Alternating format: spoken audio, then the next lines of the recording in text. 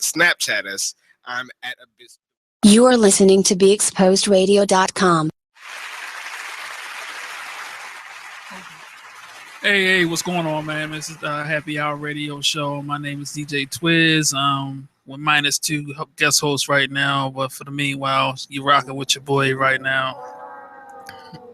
Yeah, I know, man. It's a sad situation, but you got a lot more sadder things going on in the world, so we can't focus on that right now. Just hoping everybody get here safe, and that we going to rock off and really get this show started. We got some huge guests coming up. We got a comedian co-host by the name of Tiana Douglas who's doing some big things right now in the city, and we got Martice Huff coming through, who's actually the fashion designer for numerous of stars, one being Terrence Howard from the show Empire. So he'll be coming through, and we're going to be doing some big things coming up very, very soon.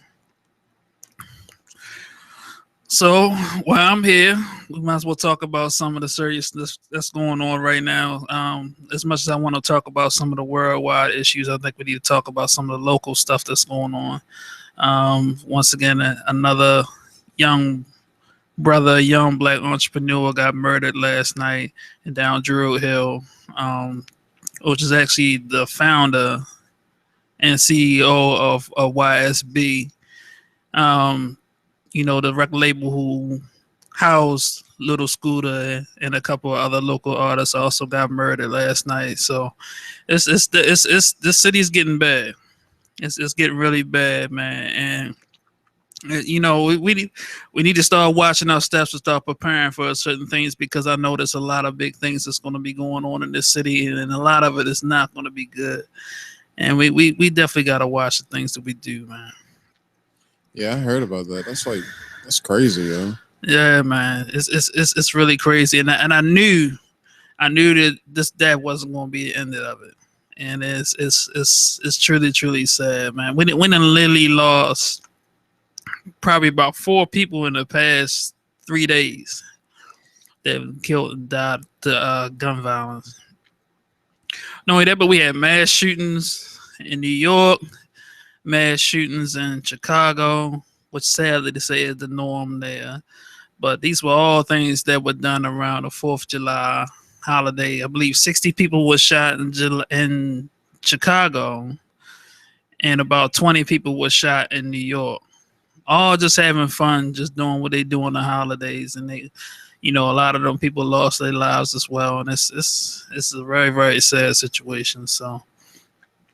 Yeah, man, that's why on most holidays, like the 4th of July, I don't even go out. It's not even safe. Man, it's not safe.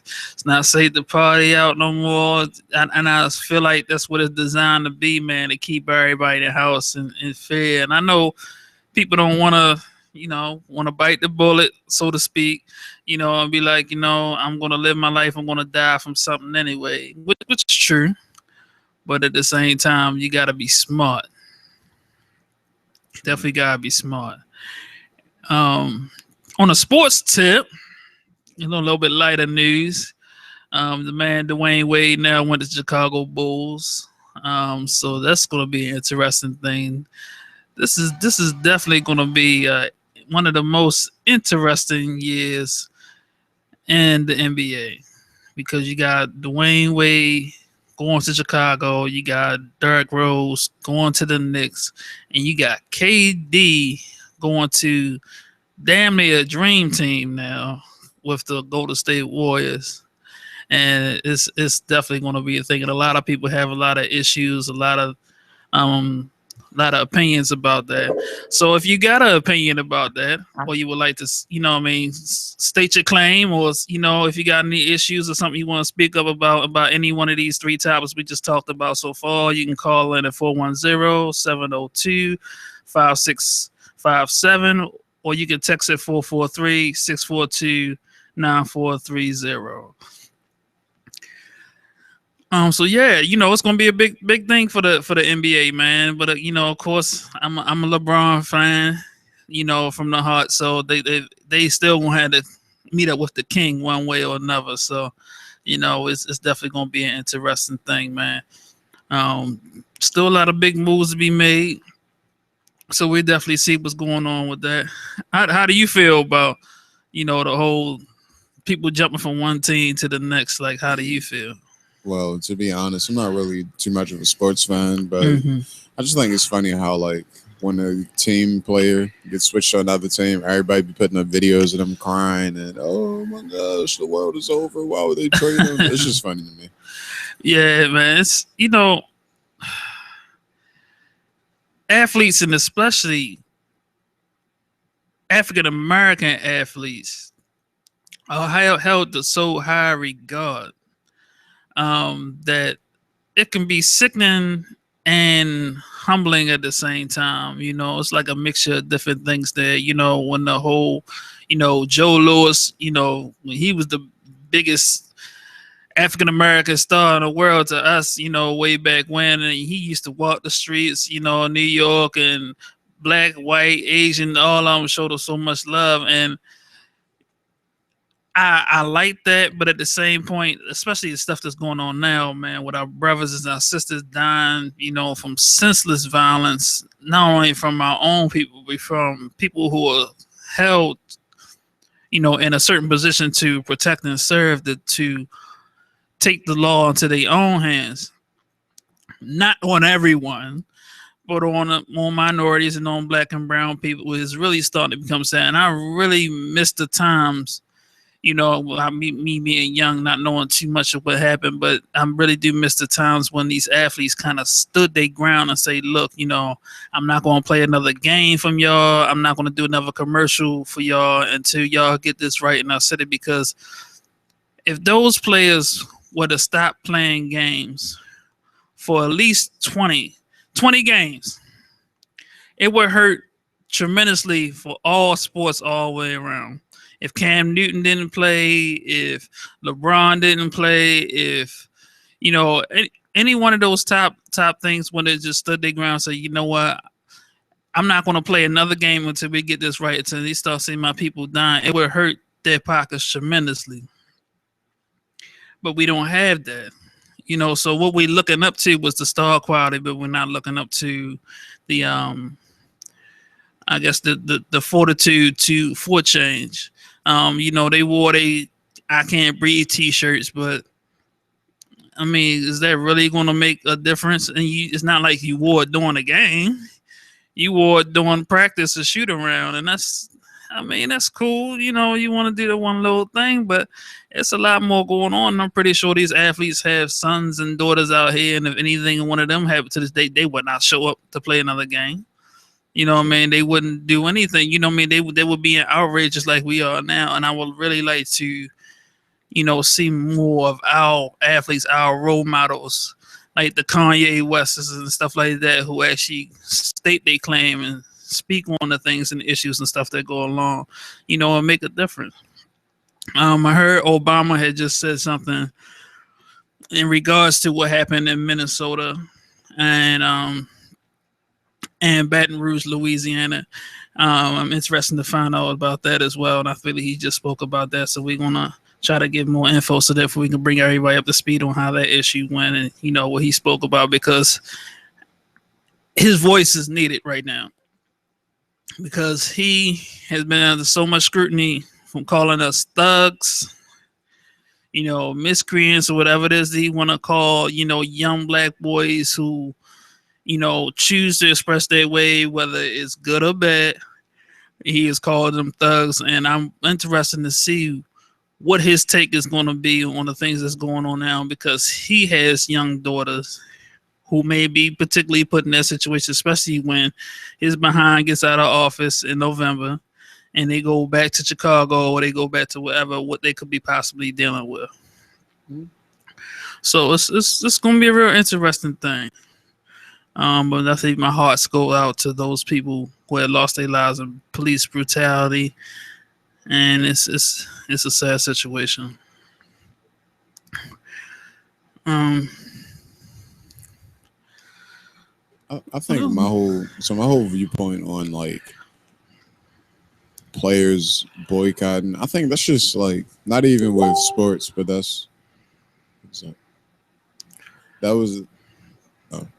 So yeah, like that's not even on sports. That's just life in general. Because a lot of people say, what would happen if we just stopped going to work, like everybody, for a whole day? Right. Like that would destroy like a lot of corporations, but a lot of people don't want to do that because they don't have the. And then it's like a lot of times people say, "Oh, it's not really going to make a difference, so I'm not going to do it," and then they never do it, and so it never happens, and then and nothing never changes. They put that scare tactic, in us to make us not stand up and not rebel. But it would be no different if I called out and my coworker called out. I mean, you can't. It's still one single write-up or whatever the discipline is. If you was to call out on a separate day that I didn't work, what would be the difference? So my whole thing is that you can't allow these stipulations to come in place to stop you from, your freedom of speech. I know, a lot of those people, athletes and movie stars and stuff like that, are under contract where they can't do certain things like that. But when you're in a position now, like LeBron and Dwayne Wade and a couple other people who are in a position now to renew their contracts, they can put stipulations in place, to stand their ground. So it's definitely a slippery slope, but I want to see something done. If it's not playing games, wearing a pin to every game, about stop, hands up, don't shoot, whatever it is that you could possibly do. If you can wear flashy shoes, with reflectors and airplane propellers coming off at every game, that you can put a button or, Black Lives Matter or something on during the game, just show some type of resistance. Because these young people are looking for that. And if they figure that if they don't care, or the people that they look up to don't care, then they're not going to care. And it's a trickle down effect that our youth are looking for answers. They're looking to see what we're going to do about these issues here, because at the end of the day, if they don't see nothing, they won't do nothing. And it'll be a trickling effect from generation to generation. But each child that's being born into this world, it's going to be a terrible thing. And we need to make a stand. We need to do something. We need to harbor the black dollar. We need to start investing in our.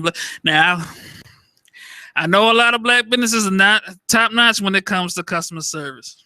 I get it. I understand it. But at the end of the day, we can't help our own communities by giving our money to other ethnic groups, other races who do not do anything in return for our community. These liquor stores, these carryouts, nail shops, you name it, they go into these neighborhoods and they take money, they make money, and they send it back home and take care of their family. Meanwhile, we on a block every day claiming a block, and when you don't even own your own home. How are you claiming a block or saying, this is my hood or this, that, and the fourth, and you don't even own your own front porch? It makes no sense. You want to kill somebody, you want to say, you can't sell here, you can't do it. No, how about you can't live here? You can't live here because if you don't pay your rent, you're going to be gone because you don't own nothing that's in front of you or behind you. Our priorities need to be in order. We're about to go to break, and we'll talk some more when we come back.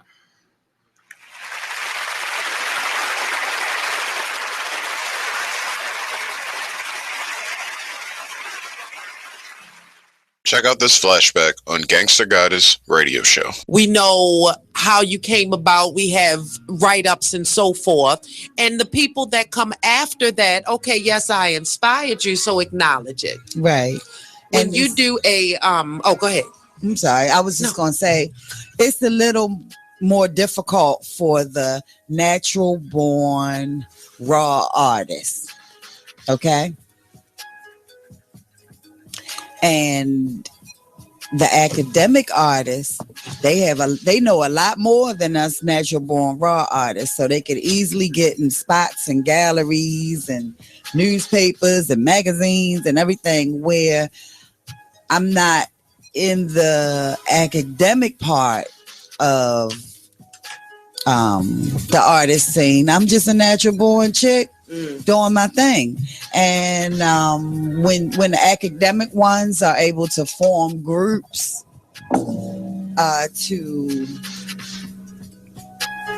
identical to the group that I have, and I see them getting all these opportunities, I'm bothered. I'm really bothered. So we are not the Balti girls. BALTIGURLS. That's not me. Look for Baltimore Girls by Safiatu.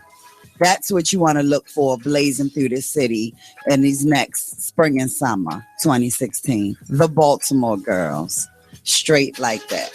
For this and more, be sure to tune in to Gangsta Goddess Radio Show every Tuesday from 7 o'clock to 8 o'clock, right here on BeExposedRadio.com. The Fashion Umbrella Foundation is proud to announce the Educational Honors. The Foundation is a grassroots organization that champions inner-city youth by providing educational opportunities and resources to engage youth in the arts and STEM. The Educational Honors is a youth-based program that recognizes students in grades 7 through 12 who have at least a 2.5 GPA and perfect attendance for one school year. Those selected will be invited and recognized at the Educational Honors Awards reception on Saturday, October 15th, 2016. City Council President Bernard C. Jack Young will be the keynote speaker for the evening. Students will also be inducted as Fashion Umbrella Foundation Scholars for the class of 2016. For more information about the Fashion Umbrella Foundation, visit www.fashionumbrella.org or email us at info@thefashionumbrella.org. It is with great pleasure that I welcome you to today's graduation ceremony. Students, when you hear the reason or reasons for your absences throughout the years, please exit the auditorium without your high school diploma. Once you've exited, remove your cap and gown and proceed into the unknown. Too tired. Family trip. Part-time job. Helping around the house. Sick day. Starting the holidays early. Just because. Starting in the 6th grade, students who miss 18 days or more of school in a year for any reason will fall behind and risk not graduating high school. How many days of school has your child missed this year? Absences add up. Keep track at boostattendance.org today. Brought to you by the U.S. Army and the Ad Council. You're struggling with your mortgage. You think about it. You don't do anything but think about it. What are we going to do if we lose the house? Where are we going to go? At work. I can't let anybody find out. I'm so embarrassed. At dinner. How can I tell the kids? It's going to wreck their lives. And at 3 o'clock in the morning. I don't know what to do. I don't know how to get through this. What's going to happen to us? It's time to stop thinking. It's time to start dialing. Call 1-888-995-HOPE for a free government program that offers expert one-on-one advice about your mortgage options. I'm all alone. No, you're not. We've helped over 1 million homeowners, and we want to help you. And now there are more ways to help. Call 1-888-995-HOPE or visit makinghomeaffordable.gov. Brought to you by the U.S. Treasury, HUD, and the Ad Council. Okay, so just type the job website address here. That's it. Then you enter what job you're looking for there. Electrician. This is Peter. Recently, he got help going on the internet for the first time to look for a new job. Okay, then you just hit search and... In the past, Peter's gotten work through people he knew, but he heard there were more jobs online. There we go. These are all for me? Uh-huh. Really? He had no idea just how many. I can't believe it. This one looks good. Peter is thinking the internet might be for him after all. And this is just one website. Wow. Why didn't I do this sooner? See what the internet can help you do at everyoneon.org or call 1-855-387-9166 to find a free training class near you. Brought to you by Connect to Compete and the Ad Council. You are listening to BeExposedRadio.com.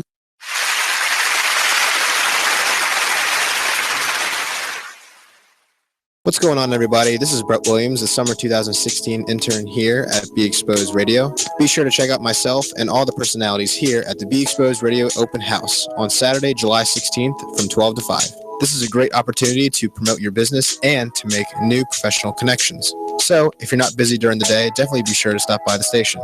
If you can't make it, you can always check out the stream live on our YouTube or on our website, beexposedradio.com. You are listening to beexposedradio.com. All right, we're back. It's the happy hour on Be Exposed Radio. I am your host, Tina Yeganeh. I'm missing my co-host tonight, but I have my favorite DJ with me. Hey, what's going on, man? It's DJ Twizz the Biz, man. Follow me at IG and Twitter. And we have a full room tonight, and we have a very special guest in here. Go ahead and introduce yourself. Let everybody know where they can find you.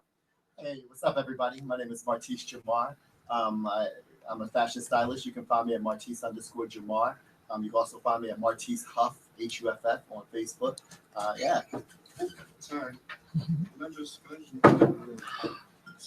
So, what are you currently working on right now?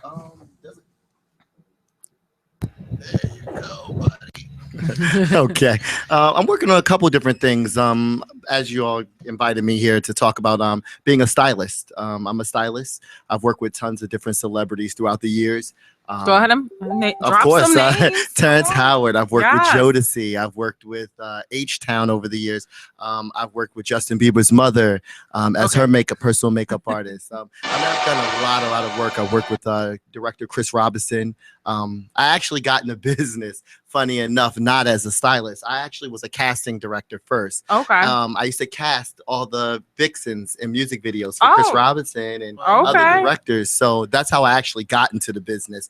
I had a company called Blazing Images with 2 other business partners at the time, and I hated it. Like, I truly. Why did you hate it? Why did I hate it? Okay, so the reason why I hated it really was because every night I was going from club to club. It just seemed like endless partying, you know? Right. And we were at these different clubs and we were casting for, I cast Fantasia video, Baby Mama. Okay. I worked with them Boys in the Hood, but before Jeezy was Jeezy. Okay. We cast that. What else did we cast? We cast a lot of different videos, and I hated it. And one day I woke up and I said, I don't want to do this anymore. This is just not me. I want to go on the fashion side. And I always found myself in the room with the makeup artists and the fashion stylists and so I really I was intrigued by what they were doing. I was like, I can do this. I can do this better than they could do this. So my chance happened, and my first video I did was the Fat Joe Nelly video, Get It Poppin'. Oh, really? Okay. Yeah. So that was the first video that I did on my own. I had already was doing some assistant work on videos, but I had went to Atlanta, and a great guy, Mike Taylor, good friend of mine, Chris Robinson's brother. We were in Atlanta, Duluth at the time, and they were like, yeah, the stylist missed their flight. So we have no stylist for this video. And I was on the trailer. This is the truest and funniest story. I'll tell you. But this is the funniest part of this story. I'm on the trailer, and I'm on the trailer with this girl. She has firecracker red hair, blonde hair on top. She's really funny. She's loud. I'm talking to Fat Joe's wife at the time. I know they're not together now, I don't believe. But I was talking to her, and we were having fun on the trailer. And Mike comes on the trailer and was like, listen, can you style this video? And I was like, what do you mean, can I style this video? He's like, we have no stylist. We need you to style this video. And I was like, okay. And so I immediately just got to work. And that was my first video I worked on. And funny enough, that girl I told you that was so funny on the trailer, it was Keisha Cole, and it was before it was Keisha Cole. Wow. So like 2 weeks later, her video premiered with Kanye, and I was like, oh my God, I was on the trailer with this girl. She's amazing. So that was my first interaction with her. But yeah, it was. It's been a long journey. What was that experience like? Like once you styled everyone on the video, and then you were able to see it again, play back time after time. What was that? I had a hard time looking at it back. Really? Yeah, I did not like going back and looking at videos. I remember being on the set of A. Marie, Just One Thing.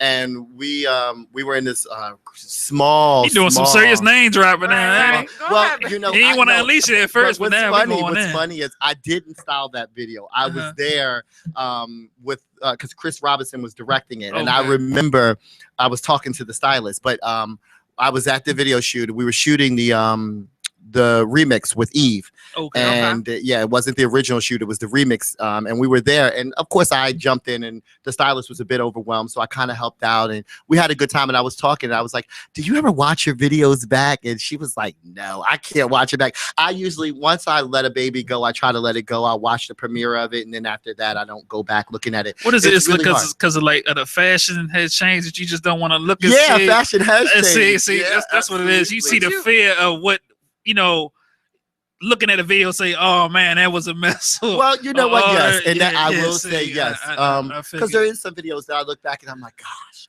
But and I'll tell you, not because they weren't good. You have to understand, as a stylist, you are incorporating what you see as your vision, but ultimately the artist is paying you. So what they like matters, Right. and they're going to say what to keep and what not to keep. And you try to press them and push them to go beyond what they normally would. That's our job as stylists. But really, honestly, there's been artists that I thought their fashion was whack. I was just gonna ask you that. I won't name drop in that area. But I mean, was there ever, you don't have to name drop, No. a situation where it was like they wanted a look and you're like, Oh that might yeah. be the I mean, best for more you. so, believe it or not, that is the case, and it has been hard in some degree. But I've had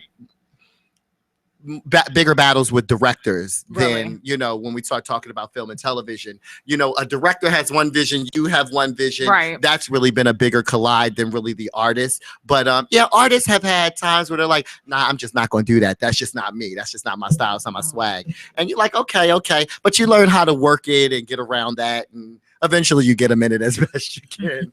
So was there ever one of those circumstances where the artist really didn't want to wear it and then you pushed them and then they like thanked you in the end for it? Oh, definitely. Yeah. And I would say Casey and JoJo. And those are my homies. Big up to Kay and Joe. They are amazing. They have their swag. You know who they are. Of course, Misa Hilton Brim, a fabulous stylist from the 90s and the Bad Boy era. And of course, still today, she's still a great, amazing That's stylist. a lot of leather in that Yeah, area. hey, listen, Misa brought the leather in. You hear me? But yeah, Misa, she developed their style. So really, it wasn't hard for me to piggyback off of it and just kind of update it for them. And I think they did a good job. I mean, Kay and Joe's had their, we've all seen them in the spotlight. And but it was fun working with them. And they'll let you push them, but they'll try to push back, but you just keep going. Yeah. So let me ask you a question. So how do you pick these vixens for these videos? What is it that you're looking for when you're picking this video? Is it just the booty, or is it something else? So what is it that you pick? It's been a while since I've been a casting agent, but yeah, I'm a name drop again on you. But yeah, that's what we. It's funny about. I know this. it was a lot of Melissa Ford going on around that and time. listen, you got to remember, we came into the game a long time ago. We didn't just come in the game the other day. We actually came into the game when the music industry had budgets, when artists had budgets. It isn't like these distribution deals you have today where artists are paying out of pocket and everything is funded through them. This is back when a music video would cost you $300,000. You even had some that were $500,000. So, we worked on big budget, projects. And so it's just funny because when we used to go to castings, it was a big deal. Girls turned out. They don't really turn out the way they used to. Homegirls in the video, girlfriend who's a makeup artist, she might get thrown in. But back then it was business. Now you have Instagram models, you pay big top dollar for. But then you had to go to the club and you had to handpick them. And as you guys know, like I'm the more I guess the more soft-spoken one out of my original group I was with Blazing Images, which was the casting agency's name.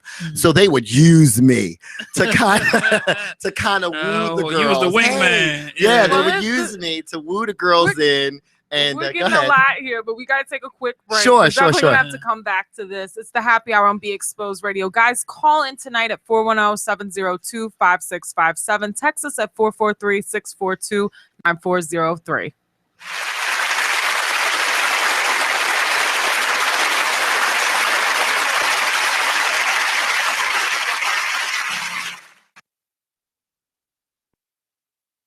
Only in the forest can you see this. But nothing beats the moment you see that. Cool! That's your child's eyes opening up to a world of possibilities. There are some moments only the forest can inspire. Find yours at discovertheforest.org. Learn about forests near you and discover cool things to do when you go. And you might just see this. Visit discovertheforest.org. Brought to you by the U.S. Forest Service and the Ad Council. What's going on, everybody? This is Brett Williams, the summer 2016 intern here at Be Exposed Radio. Be sure to check out myself and all the personalities here at the Be Exposed Radio Open House on Saturday, July 16th from 12 to 5. This is a great opportunity to promote your business and to make new professional connections. So, if you're not busy during the day, definitely be sure to stop by the station. If you can't make it, you can always check out the stream live on our YouTube or on our website, beexposedradio.com. You are listening to BeExposedRadio.com. It's the happy hour on Be Exposed Radio. I had to make sure my engineer wasn't faking me out again. Anyway, it's Tina Yeganeh. You can find me on IG at Persia_glam. Make sure you follow the show at the Happy Hour Radio Show. On Facebook, on IG, the Happy Hour _show. I have my favorite DJ here who's trying to get us all fat right now with all the food. Man, let me tell you, man. I used to wine and dine y'all till y'all messed me up one time. So we got thought snacks here for the next couple of weeks. You know what I'm saying? So we gotta wheel y'all back until what's going on. So we got some little candy bars and stuff going on right now. Lord Jesus. Anyway, it's not about you. So you got DJ Twizz, the Biz Man Family, IG and Twitter. Right, exactly. But we have a special guest here. Again, introduce yourself. Hey, it's your boy Martice. Okay, and you have some friends in the studio. Did they want to say anything? No? Yeah, I got my family in the studio. My two hi? boys and my partner Chris, and we're just out hanging out. Okay, Yeah. all right. I mean, Y'all look like y'all about to tear the town. Now, what y'all just throwing hundreds out the windows like, long hair don't care? Is that what we doing? Eating little French fries, throw the rest out. I know what's going on here. I know what's going on. I'm sorry. But anyway, we were kind of before the break talking about how you did some work on different videos. And then you also happened to mention that you did some work with the movie ATL. Yeah, ATL. Shout out again to Chris Robinson. We did it was a huge casting here in Baltimore. The place is not even around anymore. It was called Have a Nice Day Cafe. Oh, yeah. Yeah, do you remember? Yeah. Yep. So we rented that place out and we did a huge casting there, read with all the different actors and actresses. And it was just amazing. Everyone came out. That was a lot of work for me. I think I might even in one of my closets still have all the sides and all the resumes and headshots. And I mean, it was everywhere I went. Everyone was like, "Oh my God, you casted for another movie!" Like it was crazy. It was pandemonium. 92Q. Now you can't tell me you ain't watched ATL over and over. Now I did. I did watch ATL over and over again. Okay. It's a wonderful experience. As a matter of fact, the video that I did, the Fat Joe Nelly video, "Get It Poppin'." T.I. had came out to meet with Chris during that time, and that's when we got to meet T.I. for the first time. And that was really exciting for us. We had a great time with that. Yeah. So he was there. Remy Ma was on set. That's when I first met Remy. Who else? Jazzy Faye was on set. The Yin Yang Twins was on set. They were so much fun. Where are the Yin Yang Twins now? Where did they go? I know. Where are the Yin Yang It was Twins? just like all the retarded rappers just took over, and it's just like now. Let me ask you a question though, because I'm glad you brought up the movie ATL because I want to know: was Monica the original cast to play that waitress in that movie? Well, you know what? I can't say yes or no to that. That would have been something Chris would have to answer. But I heard her name was in the mix. Okay. When you got to the so many people were mentioned for that movie. Okay. You know, they had a bunch of, and it's going to be interesting to see who they're casting for the new one. The new one I think is coming. I think they're working on it now. So is it going to be like a sequel, or is it going to be pretty much a remake of the That's first not one? I'm not working with that project, so I can't answer that. But yeah, it's I'm sure. Listen, it's Chris Robinson. Okay, it's going to be amazing. Everything you see, I mean, you see his work. He's doing Real Husbands of Hollywood right now on BET, and he's done everything from Rip the Runway. He's done, so his work speaks for itself. Look at Brandy's Full Moon video. His work speaks for itself. Right. So he's Chris. Now you're doing the whole styling thing right now. I mean, would you ever consider getting back into doing any casting, or has that? No, actually, did you hear his voice the first time he said it? no, that was way too many late nights and too much drinking. So no, and I was younger then. I was much younger then. So nah, I wouldn't want to do that. But I'm doing a lot of different things right now. I got my hands in a lot of different things. Not only I'm a combo, so I'm not just a stylist. I do hair, makeup, and Oh, wardrobe. okay. So if I'm on any set, I can do any. Put some of respect on his name. Right. Yeah. Listen. So yeah, I can do any of those things, and I'm actually I'm a national makeup artist as well for a company called Trish McAvoy. Oh, okay. So when I'm on hiatus from working on any film or music projects, I'm a national artist and a national speaker for them. So I'll travel all over for this amazing brand. Trish McAvoy is an amazing brand of cosmetics, from fragrances to makeup. So it's a wonderful experience. I'm having a lot of fun there. And then of course I'm working on I just finished up a show for called Pigeon, which is it's an 8-episode project. It's really super exciting. And what networks that's what to be on? Is that the Netflix? So yeah, Okay. so they're I believe in talks with Netflix and Hulu. They're doing a lot of original programming. So they're really focused on doing one of those two outlets. We went to the premiere down at was that Landmark? Yeah, Landmark downtown. They had a that's premiere. a good look. Yeah, they had a premiere. So what's the downtown. synopsis of that show? Like, Oh man, it's kind of crazy. It's sci-fi, and I really like that because I was out of my norm. It wasn't something I was quite used to. It was, really, I was coming from the glam side. Okay. Where now we're talking everyday looks. We're talking, futuristic looks, and I was gonna say, do you get to do like special effects? Yeah, so I work with a makeup, great and special looks in there? effects artist. Yeah, so that was great. I love working with the special effects team. When I worked first time with Terrence Howard, we worked on a movie called The Guild, and the movie hasn't come out. Once you leave a film project, you don't know what's going to happen. So when we first did that, the special effects team, it was another futuristic project, sci-fi. It was amazing. Yeah.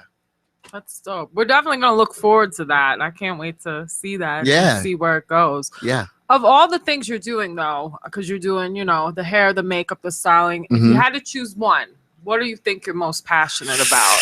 You would ask me that. I guess stylist would be the one I have to always do. And the reason why is because as the stylist, I am the director, so I still orchestrate hair and makeup. So I still come up with the concept for hair and still come up with the concept. I'm just one of those type of people. I hate to leave things in other people's hands, especially when it comes to my vision. You know what I mean? So I'm really hands-on. I see things, I see it through, especially for looks. It's very important.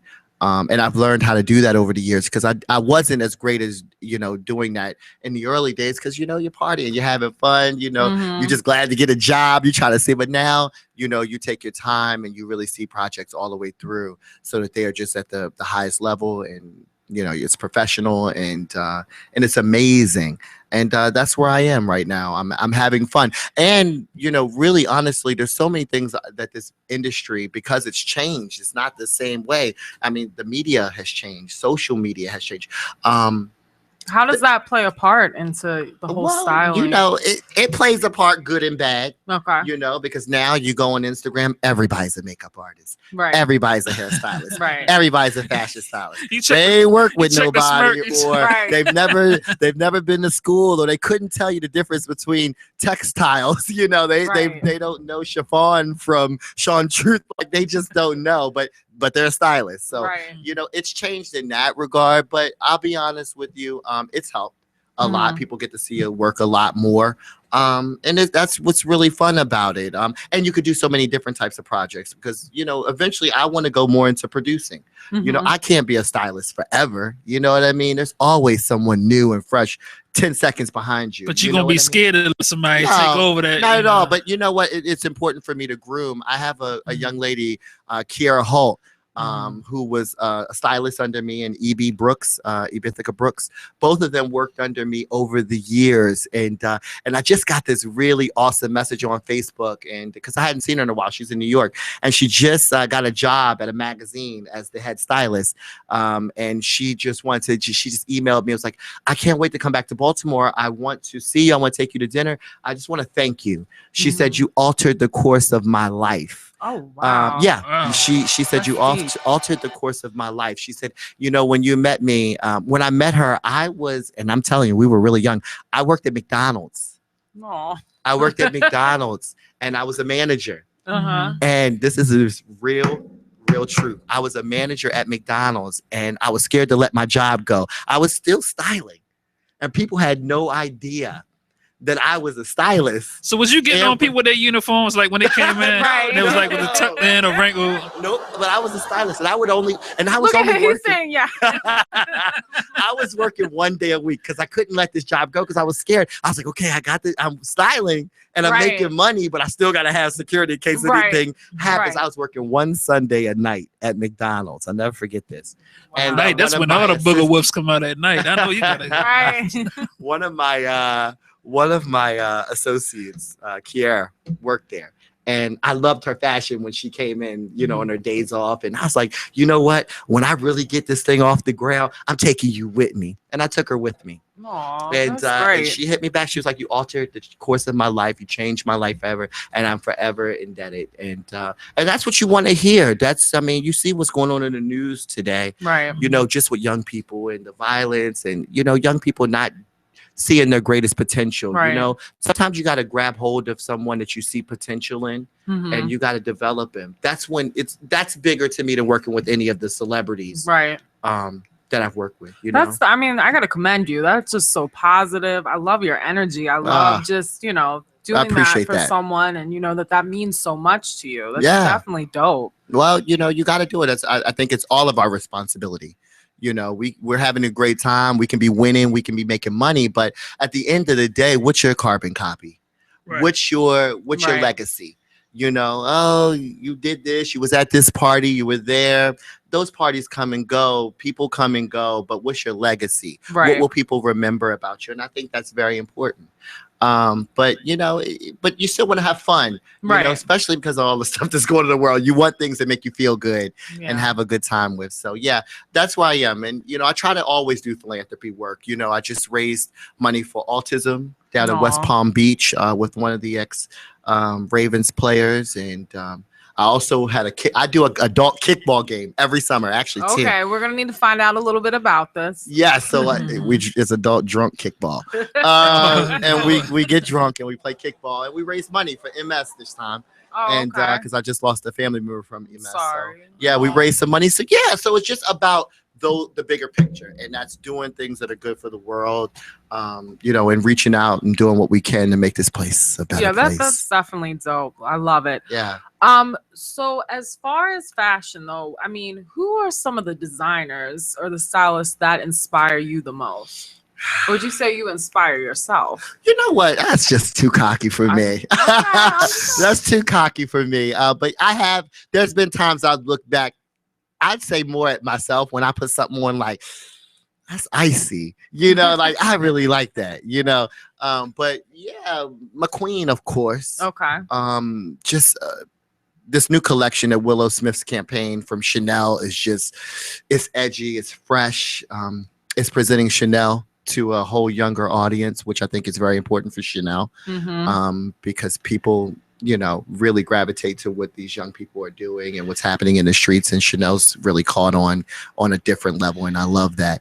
Kanye, I know everybody gives Kanye a hard time. You know what I love about Kanye? No. Look. Kanye, I like so much because he don't care. Right. He takes risks. Thank you. Yeah. He's a risk taker, whether you love it or hate it. That jacket at the Met Gala, people went bananas over those jeans and that jacket and those gray eyes.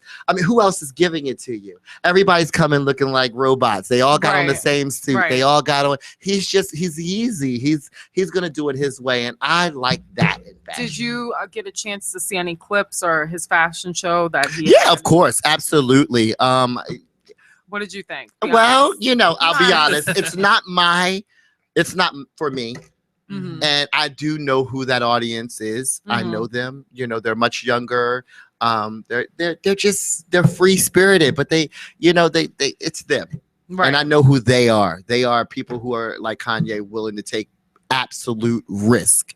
Right. Look at the last collection before this one when Kim came to the show in a nude bodysuit and stockings. And are you coming out anywhere dressed like that? It's definitely edgy and different, but I like it. It tells a story. It's where he is in his moment and his thoughts and fashion. So that's fun. But yeah, there's so many designers out there. I tend to gravitate to more men's design now as I go forward. Although I do still work with women, but Paul Smith. There's just a lot of different people I like out there. Absolutely. Yeah.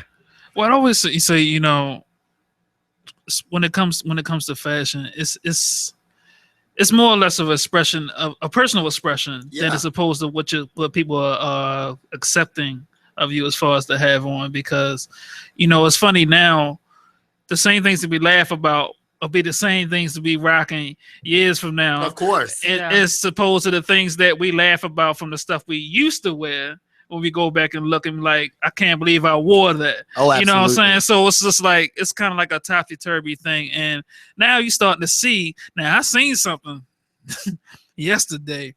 There's a little questionable. Well, but I'm gonna have to. I want to hear this, so you can't let that go. I want to hear this. We're definitely gonna have to listen to this. But anyway, guys, it's the happy hour on BeExposedRadio.com. We'll be right back after this break.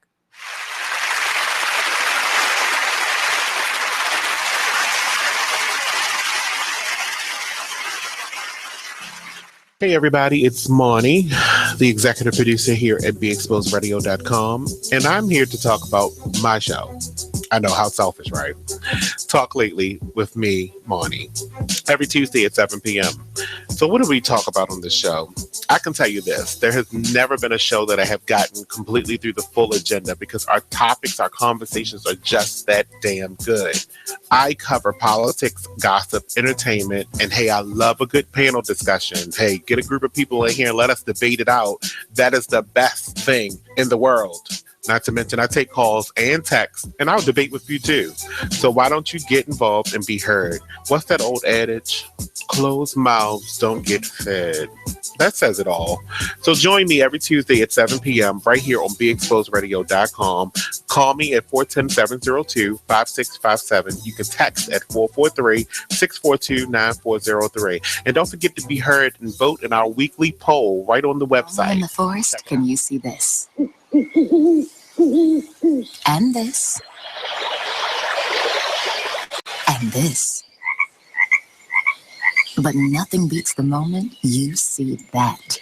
Cool! That's your child's eyes opening up to a world of possibilities. I didn't know it could do that! Because one trip to the forest can spark a world of difference.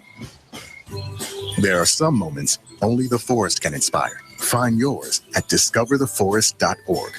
Learn about forests near you and discover cool things to do when you go, like hiking, canoeing, fishing, or camping. Or create your own adventure with family and friends, and you might just see this. Your moment's out there. Find it at discovertheforest.org. That's discovertheforest.org. Brought to you by the U.S. Forest Service and the Ad Council. Steven. Who said that? Me, down here. What are you, a yellow booger? I'm a banana slug, Steven. Well, what are you doing in my room? I'm your sense of adventure. Don't you remember me? Don't you know that we miss you? Miss me? Who misses me? You know, all your friends in the forest. The trees, the pond, that little fort that you made out of branches. We all miss you. Mom took me to the forest last year. I'm a slug, Steven. It took me a long time to get here. Oh, I guess that makes sense. The forest is not that far away. Have an adventure today. I'm sure your mom would take you. You're right. I should get out. I want to have fun. Play in puddles, catch frogs, and climb trees. Hey, Mom! Yeah, hon. Steven, what is that in your hand? It's my sense of adventure, Mom. It's telling me we need to get out of the house and have some fun in nature today. Come to the forest where the more adventurous you lives. Check out discovertheforest.org for cool places nearby. Brought to you by the U.S. Forest Service and the Ad Council. You are listening to BeExposedRadio.com. And we're back. It's the happy hour on BeExposedRadio.com. I'm your host, Tina Yeganeh. I have my favorite DJ in here. Hey, what's going on, man? It's DJ Twizz the Biz, man. Follow me at IG and Twitter. And on the break, we're here with our special guest, and we were kind of discussing fashion do's and don'ts. Yeah. Yeah. Yeah, dudes on the blocks with their shoulders out. Please call in at us. Call in at 410-7. No, let me stop. Well, hey, Now, if your shoulders out, you might not be able to reach the phone if your shoulders are out. But you know, no, I wouldn't recommend the shoulders necessarily being out. I'd have to see this concept. I don't know. I'm not one for my shoulders being out. What is the weirdest thing though from you doing styling that maybe a client wanted you to do? And you were kind of like, I don't think that's gonna work. Was there anything, That's more sizing. Okay. We're gonna have to do something different. That's just. I mean, did you have say you had someone, maybe a little more heavy set, and they wanted to wear something maybe they shouldn't be wearing? Yeah. Like, how do you go about telling people you shouldn't wear that? Well, if they're your client, you should be able to keep it real with them. But Right. there's some clients that aren't your client and you have to step in and help out, or, you're doing a favor for someone. It's interesting. You're like, okay, or somebody's already set up an aesthetic, and you're trying to kind of put your spin on it. And so it can be tricky in that way, but I really haven't ran into a lot of that. Honestly, the people that I've worked with over the years, either you like it or you don't like it. Right. Okay, if you don't like it, that's okay. It's not you just go with another option. As a stylist, it's your job. That's why we come in with rolling racks full of looks, because everything isn't going to work. The vision you might have had, there's been times I had a full vision in my head of something I wanted to do, and I got it on them and was like, nah. Let me do this. And then I switched to something off the whim and it's legendary. And it works. You know what I mean? So it's just one of those kind of things. It's a moment. It's magic. So what does Jesse Williams say? Oh, yeah. Right. We're magic. Right, exactly. So what is your I would say your dream shoot? If you can just pick, if they gave you like a budget like $1 million and you they just said go, what would be your one dream? My dream job would be to, definitely as a stylist, to be on any of one of the major networks. Okay. For any sort of show. Period. Okay. That's just it. I mean, that's a great job. It's it'll bring me back out to LA for a bit. So that would be definitely the dream job. I mean, I've worked with some amazing people over the years. So that's you been got great. a long resume of stars, man. Yeah, I've gotten to do a lot of fun stuff. I mean, work with a lot of different people. Did a shoot with Terrell Suggs. Okay. Now, how's it doing with him, man? Because Terrell, the top part of him is not. Listen, Terrell, he's very in shape. He knows fashion. I don't know if you guys are on his Facebook or his Instagram, he always is dressed. He likes clothes. Yeah, he looks nice. He's dressing brother. Bigger than that, he's a nice person. Yeah, he is. Genuinely, he is a funny, nice person, and that makes everything good. Like, he's just real cool, real down to earth. I've worked with Richard Pryor's daughter, Rain Pryor. Shout out to Rain. Oh, okay, man, she looks so much like her father. Rain is I like her. She's a really, really nice. So I've gotten a chance to work with a lot of different people, and it's just been a fun roller coaster. I'm a small town boy. I'm from Havre Grace, Maryland. Oh, wow. Do you guys understand what that means? I am from Havre. You're literally a celebrity in your town. You know, man. So how did you end up from there? Oh, that's a good one. Well, first of all, let's just not say, Grammy Award-winning jazz artist Kim Waters from Havre Grace, Maryland. Okay. We've had some, and then of course Chris Robinson, right from Edgewood. Harford County's been delivering some amazing talent over the years.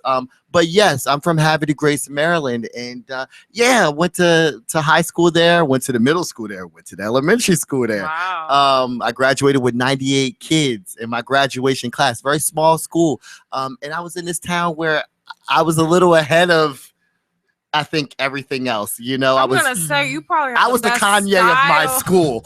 You know what I mean? Style. Wait a minute. Oh, so you know what? Now she brought that up, because now I'm trying to figure out.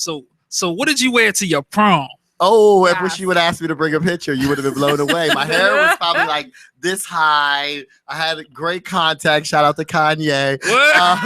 I had, I was out there. I was very eccentric. And we're talking about not the eccentric you see today. We're talking about I was in middle school in the 80s. So, I was wearing contacts in the 6th grade in the 80s. Color contacts, gray and green. And I was raised by you was feeling yourself early. I was really spoiled. I was raised by my grandparents.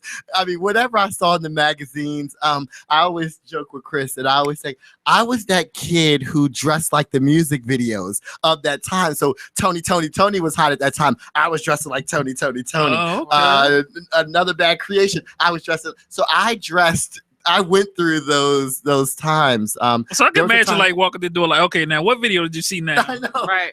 But wait, was there any times you think you may have took it a little too far? Oh, listen, the reason why I'm bald today is because I took it too far. I wore my hair, I would dye it blonde and then color it with Kool-Aid and we always took it too far, but in a good way. It's interesting because most people, especially friends of mine from my hometown and my area, always say, I knew you were going to do something like what you're doing. I knew you were going to be big, or I knew you were going to do something special. And that feels good because there was times when I didn't always feel like I fit in. Right. If that makes sense. Never like I was ever bullied. And don't get me wrong. When I tell you I was eccentric, I was very eccentric in a very small town. But I never was bullied. I was never treated like an outcast, or I hung with everybody. I would be at the parties with everybody. They probably wanted to hang out with you, man. Very popular. And but I just had a lot of fun, and I always kept it real. And also, I wasn't scared to fight. So, okay. Well, maybe that was the real reason. That might have been the real reason. Right. He should have said that first. Right. He ain't no bully, ain't touching no. I whip their ass. But I grew up in a real small town. Happy Grace is small. Oh yeah. And in order to stay, up on things, I read a lot of fashion magazines. My mother was from Brooklyn, though, so when we got the chance to go to New York, you have a little more flavor. Well, I try to soak up everything, but I was really a country boy. I grew up fishing and catching minnows and we used to go crabbing, and I grew up on the water. We used to have fun. Yeah.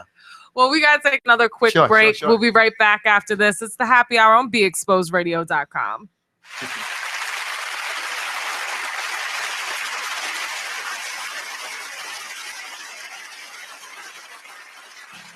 Hey everybody, it's Monny, the executive producer here at BeExposedRadio.com, and I'm here to talk about my show. I know, how selfish, right? Talk Lately with me, Monny, every Tuesday at 7 p.m. So what do we talk about on this show? I can tell you this. There has never been a show that I have gotten completely through the full agenda because our topics, our conversations are just that damn good. I cover politics, gossip, entertainment, and hey, I love a good panel discussion. Hey, get a group of people in here and let us debate it out. That is the best thing in the world. Not to mention, I take calls and texts, and I'll debate with you too. So why don't you get involved and be heard? What's that old adage? Closed mouths don't get fed. That says it all. So join me every Tuesday at 7 p.m. right here on BeExposedRadio.com. Call me at 410-702-5657. You can text at 443-642-9403. And don't forget to be heard and vote in our weekly poll right on the website. So, Jacqueline. Yes, Mom? I wanted to talk to you about something, and oh, wait, hold on. I just got a text. Oh, there's another one. Wow. Busy me. So anyway. Oh, wait, Mom. I just got a message. My friends keep commenting on my comment. Oh, there's another one. So many comments on my comment. Oh, I can't wait to watch TV tonight. Playoffs! Hey, guys, check out my new video game. Wait, Mom, what? Huh? What? Hold What'd you say? Wait a second, what? This weekend, unplug. Take your family to the forest. There's nothing in the world like experiencing nature firsthand. Trees, paths, bluebirds, streams. Getting closer to nature can get you closer to your family. To find the forest nearest you, go to discovertheforest.org. Brought to you by the U.S. Forest Service and the Ad Council. You are listening to BeExposedRadio.com.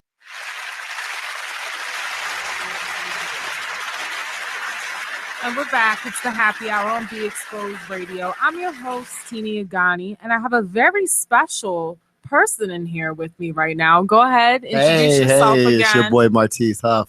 How are you? Yeah, so we were picking up. We were talking about having You Grace.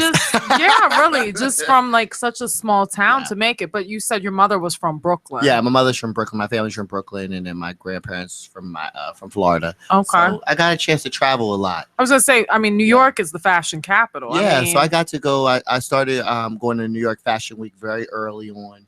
what was that like? Your first ooh. experience? Well, very, very different. You got to see New York at its best, the rich and the famous, and it was just amazing, you know. And I would go there, and we try to sneak in shows. You know, most people don't know New York Fashion Week. A lot of the shows are free. That's all you have to do is just write in for tickets, and you'll get tickets. Wow. So it's great because you can go to all the different shows. But then we were young, we didn't know, so we would sneak into the shows as best we could. And we would go to New York Fashion Week and hang out, have fun. Go to the shows that wasn't at Bryant Park at the time because most of the shows were at Bryant Park back then. Right. But yeah, so we would go to the shows that wasn't on Bryant Park, the little side shows, and it was a lot of fun. Yeah, it was a lot of fun. How old were you when you first went? 17. 17. Like 17 when I got on the bus by myself and went. That had to be such an inspiration, though, to you. I mean, It when was, you were there, and- were you like, I can get up there and do that? And like I said, I was raised by my grandparents. So, my grandparents who raised me, and I'm fairly young, but my grandparents who raised me, my grandfather was born in 1915 and my grandmother was born in like 1918. Wow. And they raised me. So, after a certain age, they didn't have any more control. Like, Right. they were too old, and it was, so I would just be able to do whatever I want. And I was by 16 really pretty much doing whatever I wanted, and not that I was out of control or anything like that. I still was very respectful, but I did my own thing, and I would take trips to New York on the weekend, and I would go to Fashion Week, or I would go see shows. I knew that life was bigger than Havity Grace. Although I love Havity Grace, I just needed to see more. So Havity Grace to being Terrence Howard's stylist. I got to work with Terrence. Yeah. Terrence, Terrence amazing. seem like he may be an a-hole. He be like real anal. Is he an anal person? No, very smart. I Yeah, mean, well, I know he's totally like just truly intelligent. Like doorknob made in 1812. Like he can bust off facts. He's one of those kind of smart. He can bust off facts on anything, and I love that. The project that I loved the most was the Guild. Terrence was just so funny. We were in the middle of filming, and the director was from Paris or France. I don't know. He was from somewhere. And so the guy, you could never really understand what he was saying. And Terrence was in the middle of filming. He was in full character. And Terrence is like that method actor.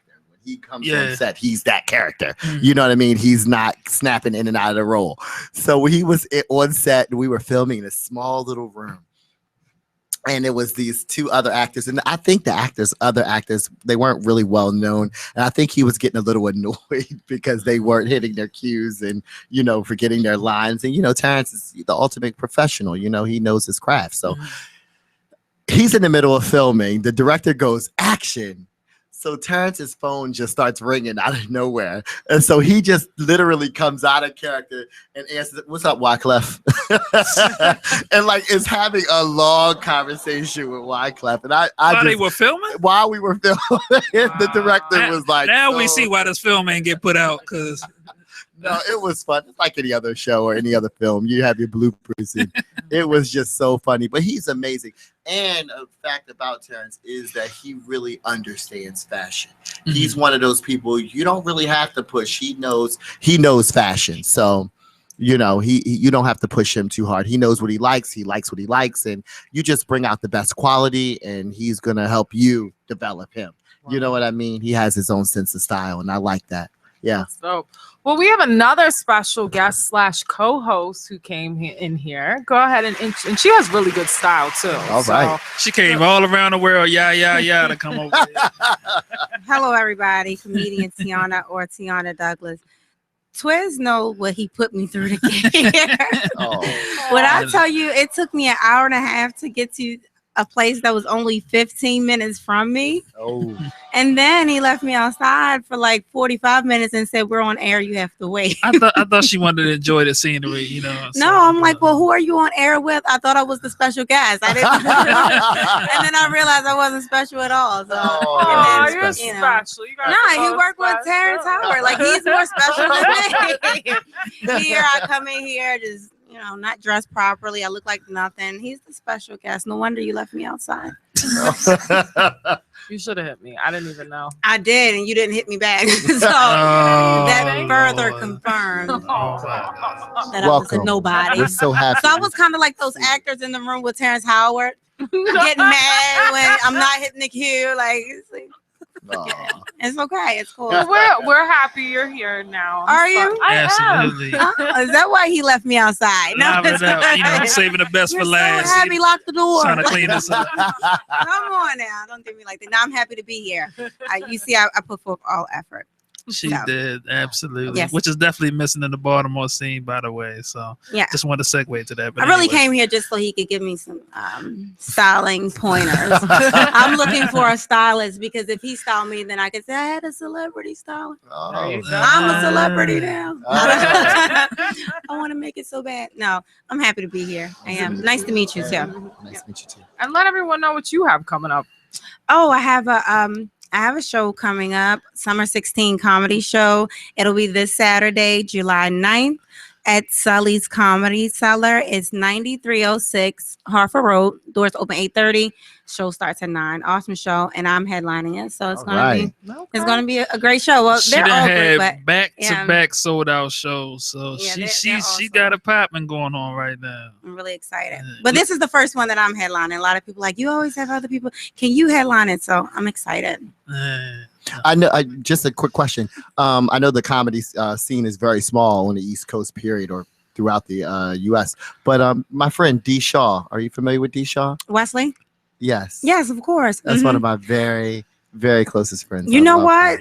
her. D. Shaw, actually, she had this comedy room that she ran out in Edgewood, which is close to your area, Heavy Grace. And that was the very first place that I ever headlined and did 30 minutes. So she gave me that opportunity. I do know her. Yep. Yes, and I just did a Valentine's Day show with her too in February. Shout out to D. Shaw. I love you. Shout out to D. Shaw. Yep, she's been doing it for a long time. A long time, yeah. Yep. Yeah, but you can ask me whatever. Can I ask her something? Ask me, because I'm going to are a ask host you tonight too. Everybody, everybody. First of all, I just got here. I just got here, but yeah, ask me whatever you want because I need you to style me later. Hey, and listen, I got Saturday you. show. You know, she be on Tavis Smiley and all you were that. talking about you styled Richard Pryor's daughter. Have you gotten Rain to work Pryor, with any and she did a one-woman show.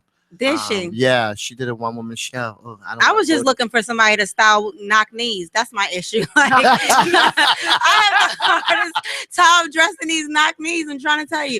I really just want, if you could find me some bow-legged pants, I would be so happy. Like, that would just make my night. Like, I would wear them every day. I swear to God. Like, they would be my favorite. So what do you do for someone who has knock knees? Well, we cover them. We're on the subject. I just want to know. I mean, what do you come on with a new line sponsored by Mary J. Blige. We might have to get Kanye. Might be Kanye's new collection. Wait, first of all, it would be my collection. Hello, I just came up with it. Right, there you go. You can collaborate. You can collaborate with him. Definitely. Now I gotta collaborate with him because guess what? He's a somebody. I'm a nobody. No. I gotta make it. You gotta get and there. I think it's gonna be with the bow-legged jeans. Please, that's gonna be my specialty. Like I'm gonna save all knock-knee people. Yes, I love it. Save all knock-knee people. And then Twizz, you're knock-knee too, so you can use a pair. You know what? While we're laughing, we're gonna have the swing. As long as it's not corduroy, start a fire or something. You know what I mean? I think that's the worst thing, like to have a knock-knee man. Every time you come here, girl, like it just be knocking. Like, never mind, I don't want to go. That's where knocking boots came from. Yeah, shout out to H-Town. Hey, that could be like the theme song for the line. Well, you know what? And you guys should play it one day. Yeah, it's called Knock It Off. Knock It Off. I did a video with video with H-Town and Jodeci, the video that they just did. This was about a year, 2 years ago. And the song did really good on AC radio. Oh, really? It was called "Knocking Your Heels Off." You might want to check it out. It's a good song. Wait, you Wait said a you minute, wrote it? No. I did the styling for the video. The music video. Okay. Is the first time Jodeci had got together before they released this last album they just did, which was, if I told you the story, you would just laugh and have a great time. But I'm pretty sure they're entertaining people. You have to take a listen to it. It's a good song, and it was remixed with Pretty Ricky, I think. Yeah. So I have a question. Mhm. Good song. And this is like a serious question. So, how do someone get you to style them? You just hit me up and say, hey, this is what I'm looking for. I kind of send you over some conceptual looks to kind of go with your theme is. And I would just send you a picture of my knees. Is there anything you can do with this? I swear that would. Wait a minute. So you give free consultants? Yeah, absolutely. It's not. He said he gets free No, consultants. listen. Let me tell you something. Absolutely. And how long do it take you to style me? Because my show is Saturday. I swear, y'all think this is a game. It's not. I'm like, I just have to be fabulous. Y'all got to leave after the show and go straight to her I'll closet. definitely give you a number. We can sit down and talk. Okay. If you have some thoughts, I can show you what I can do. And I have great relationships. Being a stylist, you get to pull from different designers and different things. It just depends. The bigger the name, the Speaking of which, did you guys hear that ridiculous? What's the young lady's name that's going to be in the comedian from Saturday Night Live? She's going to be in Ghostbusters. Lisa Leslie. I mean, Leslie Mann. What's Leslie Mann? Yeah, well, she had a hard time getting a designer to dress her for the premiere. Because she had knock knees too. How crazy is that? Yeah. I think Christian Siriano. I read a part of that story, but I did not hear the full thing. And so they was like, she needed help, but she needed to be dressed. She needed some pieces sent over. Depending on where you are in the spectrum of stardom, right? Which guarantees what designer sends things over to you or to your stylist. So either you, let's say you're Gabrielle Union, tons of designers are going to send you dresses over, but they're going to send, and I hate to say this, Angelina Jolie different things and more exclusive and things that the runways haven't even seen. You know what I mean? So it just depends on where you are. So that's that. But they didn't want to send her over anything because I guess this was her first movie and they may not feel like her brand would help their brand. But maybe after this movie, that will definitely come change. on. I mean, that ain't Foreman Mills. I'm not going to get anything sent over because I'm not in the movie. She said she's going to remember this when she's live.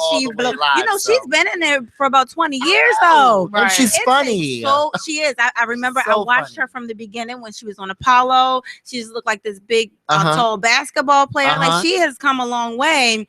She looked completely different now than she looked back in Apollo days. But I don't know why they wouldn't want to, because like you said, like it can take a person a long time, but once you blow, you blow. That movie is going to be a major success. It's going to be a huge hit. I mean, it's Ghostbusters. I mean, come on. With and it's all Melissa McCarthy and all these amazing They bashed women. the movie, though. They bashed it. They were saying, why did they get those people? So basically, Leslie was like, you wait till I blow and I'm going to remember this. And they were like, we're not worried. You're not going to blow. Like, that's probably how they were thinking because they look at your career and say, oh, it's been 20 years. She hasn't done anything yet. And let's face it, women of color have a harder time getting things that unless you're Halle or it's not the same. That's why I was saying about Gabrielle and, I know Angelina. Unfortunately, that's where we are, and it's sad. I'm blessed to have a great relationship with a lot of different things and people, and so that's exciting for me. And I try to get what I can get from my client at the time. I use a lot of PR companies, so we use. I don't think so, but we got to take a quick break. We'll be right back, guys. Call in at 410-702-5657. Text us at 443-642-9403. It's the Happy Hour on BeExposedRadio.com.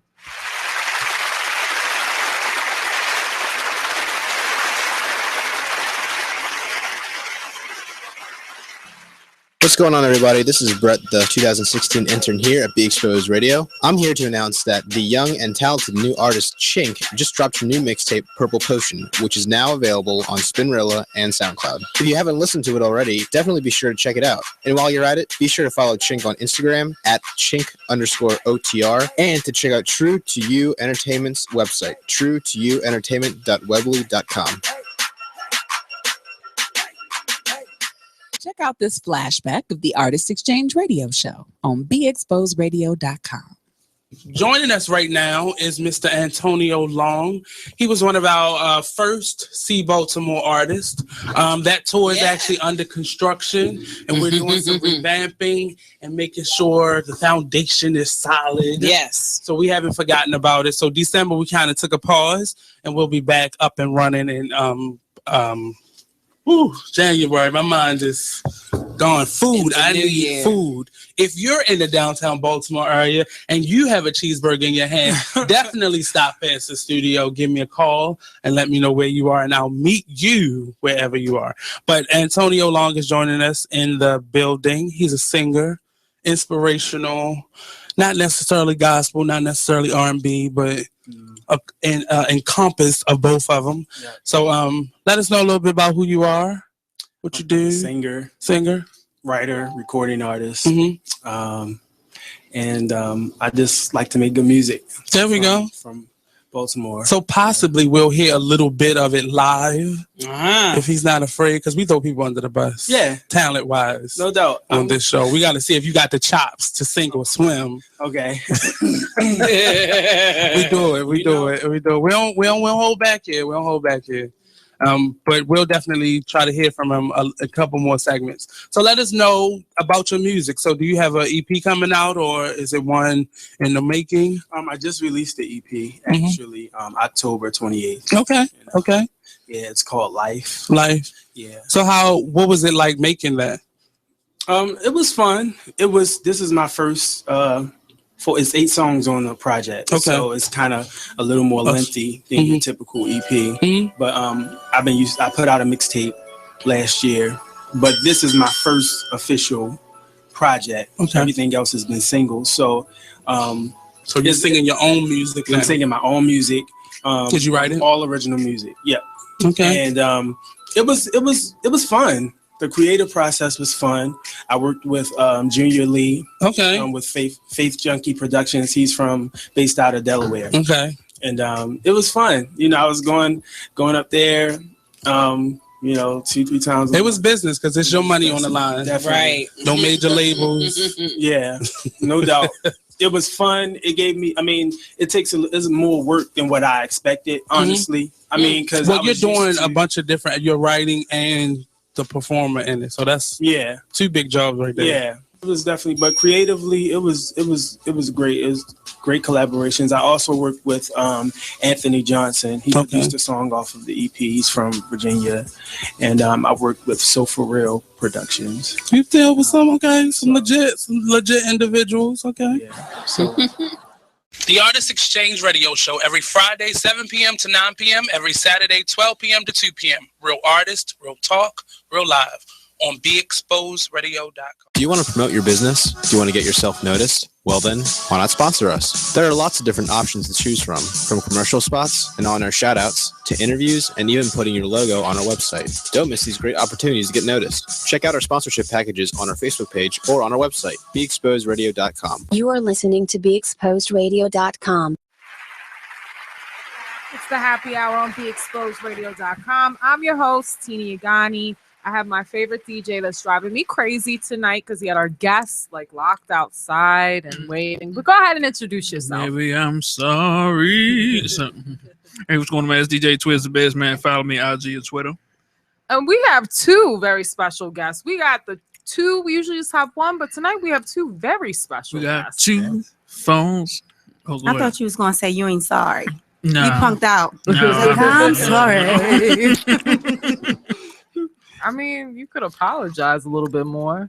I did just sing with a Snickers in my mouth. What else more can you ask for? I don't know. Anyway, go ahead and introduce yourself, guys. Let everybody know where they can find you. I'm comedian Tiana or Tiana Douglas. I'm on Instagram because a lot of people know me as comedian Tiana, but then I like for my last name to be known. Yeah. You know, my daddy made me hard, long, and strong, and I want that name represented.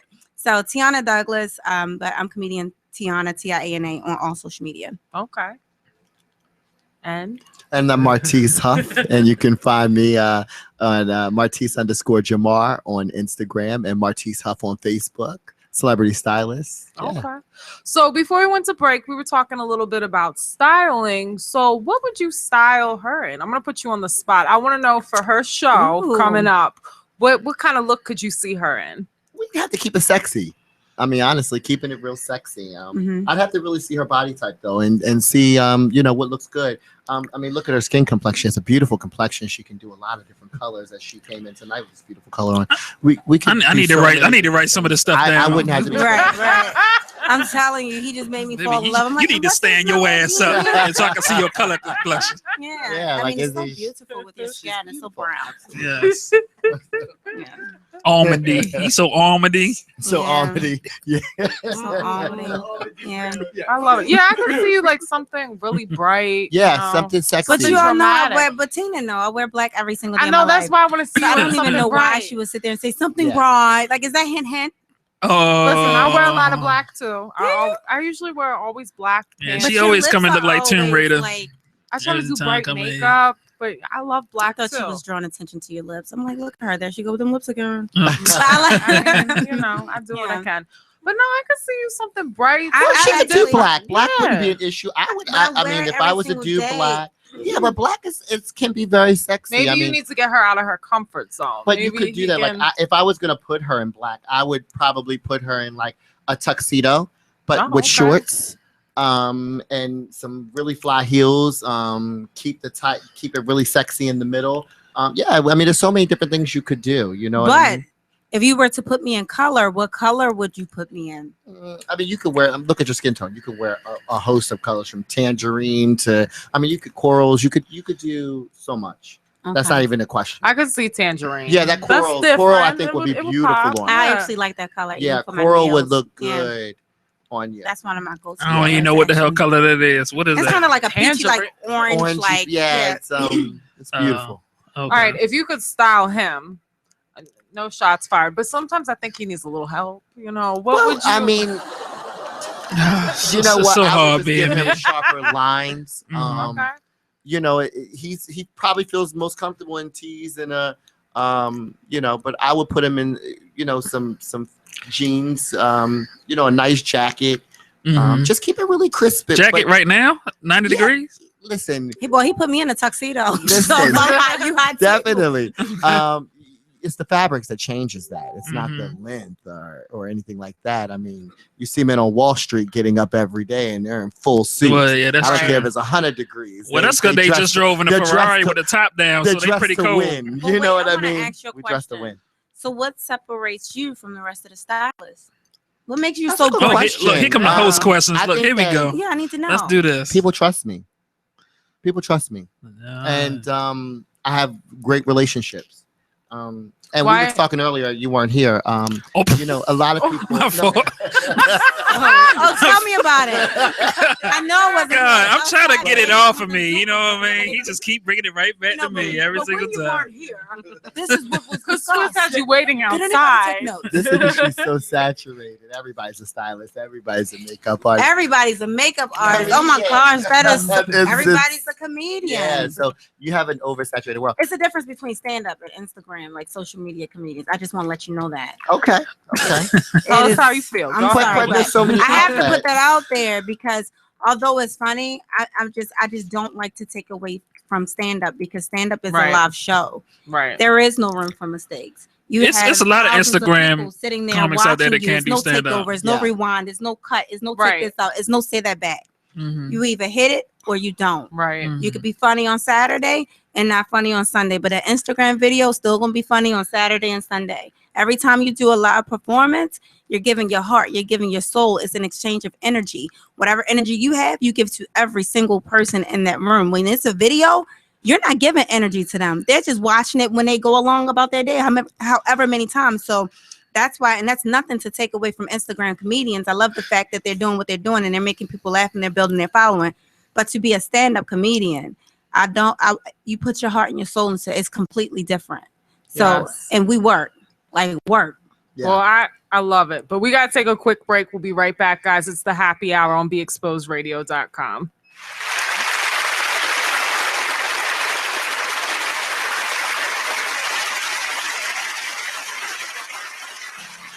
Only in the forest can you see this.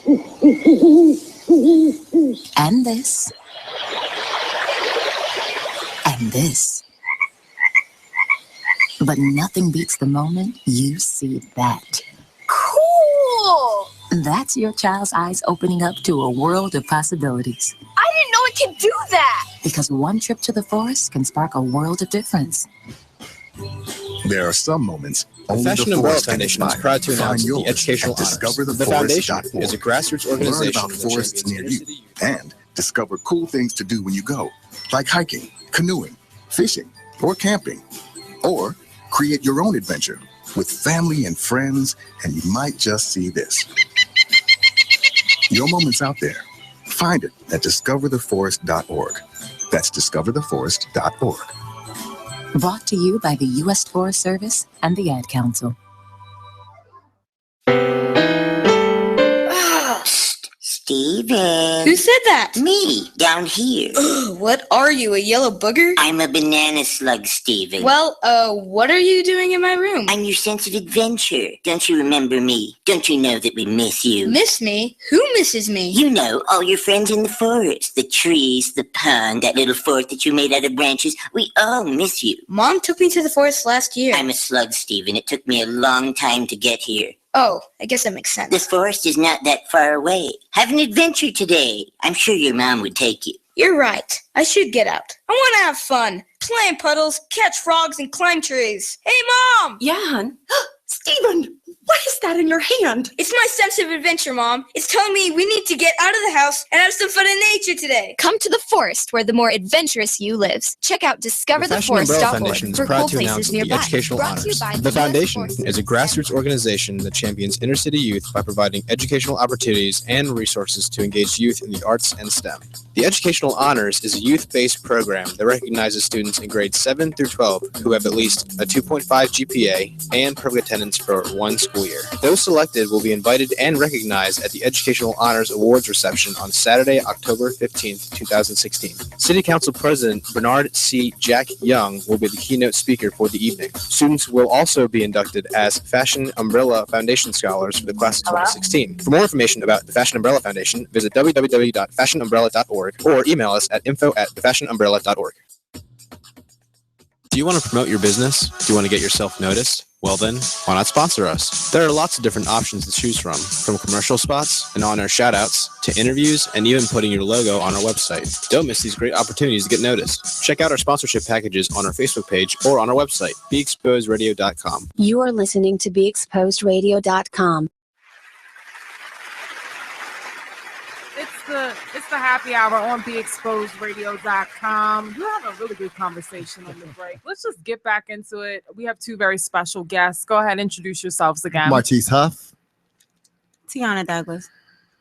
And can you kind of continue a little bit without not giving too much? Yeah. So I'm really as you guys know, I'm a stylist, but I want to move into more producing too. Mhm. I feel like as a stylist, over the years I've spent time studying the sound, the boom guy, and lighting department, and I did that for a purpose because I really want to do production. I really wanted to produce, and so I've kind of studied everyone and kind of just hung out with them and try to soak up whatever I could. And I know I could produce. I just know I could do it. You know what I mean? Because I've worked with some bad producers over But the how years. do you know you can do it though? I think because during the course of the time of working with those bad producers, I was like, this is what I would do differently. Okay. You know what I mean? And I know it's a big picture, and really a lot of it is about not hiring your friends or really hiring Very professionals. It's really because that's what a producer does. They bring all the right people to the table. Mm-hmm. That's their job. So that's what I really want to do. And I want to do a web series called Slade, based on a young guy who's from a small town, and he is a religious family, and he sneaks to the big city and he competes. And any truth to this story? No, there's no truth. That the story is really a really great story, right? And I want to do 5 episodes, and I got a nice little budget, hopefully coming in for it, so it'll be good. I just need to bring in the right people. Oh, okay, I think we have a caller. We have a caller on the line. Good. Hello. Hello. Hello. You're live on the air. Hi, it's Mecca. Oh, hey. Hey, Mecca. Hey, She don't sound too happy to hear from you. I couldn't barely hear you. I couldn't either. I'm sorry. It's sound probably like you because there's a lot of cooking. noise in the What you background. cooking? Why are you cooking something? cooking and we're not eating? I didn't say anything about cooking. I said there's kids in the Sound like you background. cooking. Did you have any questions for our guests? Yes, and I think you probably guys already covered it because I couldn't hear for some reason. The YouTube app is not. I can't hear through the YouTube app. But what's the best part of your career that you love so much? Why do you love? Which one are you talking to? Mr. Huff. Okay. I would say, I would just say hanging out with great people and, getting the chance to see different places. I love that. I've been doing this for a very long time, since 1998, 99. I've been a working stylist. Oh, wow. To some Okay. capacity, so it's been, it's just been an adventure. I think all of it's been fun. It's had its good times. It's had its bad times. So I think the best part is just the people I've met over the years. Okay. Hey, Tiana. Just wanted to say hi to you too. Hey, Mecca. How are you? I'm good. Long time no here.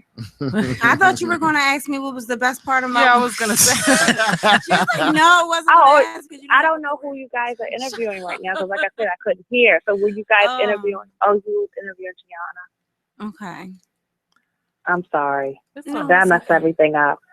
Ask me what's my favorite part. Yeah. What's your favorite? What's your favorite part of your career, Tiana? I've already been bamboozled, locked out, Oh. cut off, and left out of this question. I'm sick of it. That's well, we want to know. Sorry. my best part of this: drinking, smoking, Yeah. and dancing. You know what? Most honest answer. I get it. So thank you so much for asking me. Okay. I wanted to say it so bad. How was that? Awesome. Thank you guys so much for coming in on the show tonight. I do appreciate it. I'm sorry I wasn't able to make it. But thank you so much. Thanks for having us. All righty, y'all. Enjoy. Bye.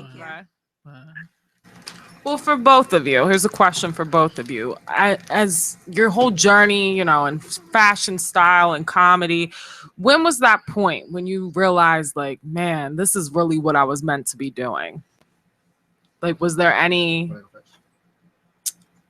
No, you can go first because then I can steal a little bit of your answer and put it in mine. You go first. I think I know when for me was I was in the Latin Palace. Oh, take it back, Latin Palace. Okay. I was in Latin Palace and I was telling you guys I was doing casting. We were casting for Chris Robinson's video. I can't remember what video at the time, but we were there and I had just taken a few more drinks and I was just like, you know what?